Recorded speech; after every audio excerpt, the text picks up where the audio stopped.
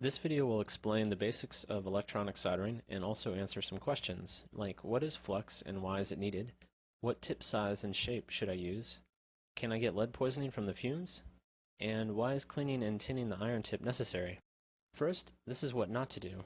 Putting solder on the iron first and then trying to carry it over to the joint and scrape it off. Applying solder to the iron and not directly on the parts to be soldered is also ineffective. Even if you did get the solder to stick to the connection, it would likely be an unreliable joint that would easily break with any vibration or temperature changes. Why isn't the solder clinging to the joint? Two reasons. Solder won't adhere to parts that aren't hot enough or parts that are covered with dirt or oxidation.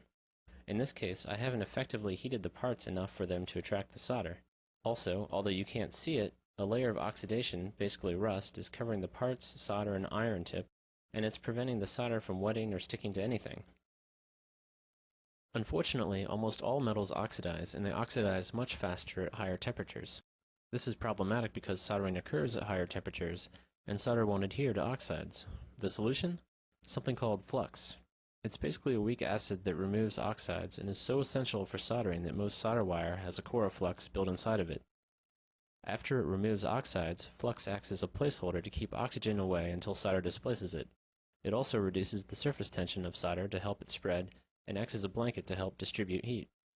In the video, by putting solder on the iron tip first, the flux inside boiled off before I even touched the joint, and you could see the difficulty of soldering without flux. When you apply fresh solder to an iron, the fumes are actually from the flux boiling, not the lead. Lead boils at over 3000 degrees Fahrenheit, and typical soldering temperatures are only between 600 and 750 degrees. However, if you do get the solder past 850 degrees, the lead will more readily atomize in the small particles that will indeed float in the fumes.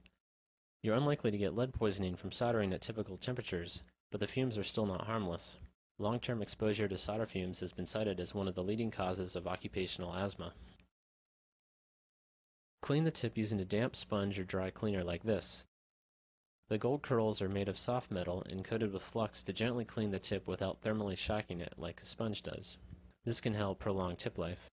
It's important to have a clean tip because oxides and charcoal flux residues significantly reduce the tip's ability to heat up the connection. These oxides become harder with time and heat, so it's a good idea to clean the tip every time you pick up the iron.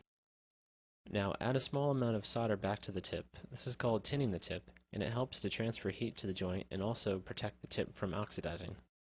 Now place the iron so that it can heat up both the component and the pad, and add a small amount of solder in between the tip and connection like so. This acts as a heat bridge to transfer heat more quickly to the connection. Now apply solder to the opposite side of the connection. There are two reasons you do this. One, solder will run towards the heat, so this helps spread solder over the entire connection. Two, you ensure that the parts are indeed hot enough to form a good joint. In a good joint, solder doesn't just freeze around the components, it actually forms a metallurgical bond with them. Tin in the solder chemically reacts with copper in the connection to form a connecting layer. This only happens if the components are hot enough, and you ensure this by melting the solder directly on them.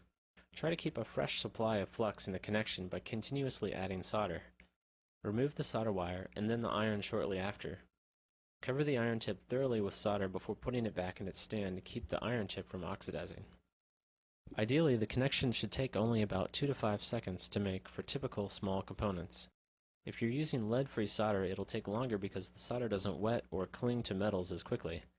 The solder should almost wick into the joints. If it seems to be repelled, chances are the parts aren't hot enough or clean enough.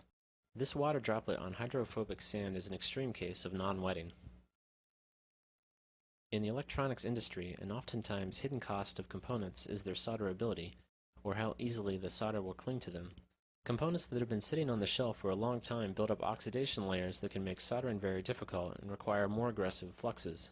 In general, you want to solder quickly because joints become more brittle the longer they're heated. Parts can also overheat. It's a good idea to add a heatsink in between the joint and component for especially sensitive parts, like some diodes and transistors. Finally, excess heat can cause the pads and traces to detach from the board. After the joint is made, it's a good idea to clean it with alcohol or some other cleaner to remove flux residues, which can be corrosive and eat away at the board over time.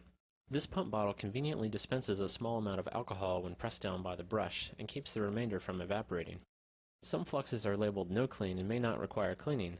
and others may require water instead of alcohol. See the manufacturer's recommendations.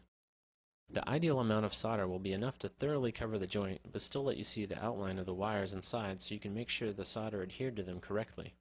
The solder should smoothly meet all the surfaces, almost forming a ramp, and should be shiny in appearance, unless you're using lead-free solder. If the joint is dull and the solder didn't smoothly meet the surfaces, chances are you have what's called a cold joint, where either the target parts weren't hot enough or they were dirty or oxidized, and the solder didn't bond with the metal. It's important that the joint not move while the solder is cooling, otherwise you may get a joint with a rough surface that looks disturbed or cracked. These joints and cold ones may feel solid at first, but are likely to break under vibration or compression and expansion from temperature changes. Worse, these connections can work intermittently and be extremely hard to track down later. You want to use the largest tip that allows you to reach and heat only a single joint. As a rule of thumb, choose one that's slightly smaller than the pad you're soldering to. A larger tip helps transfer heat faster and also acts as a larger reservoir of heat so the tip doesn't cool off while a joint is being made.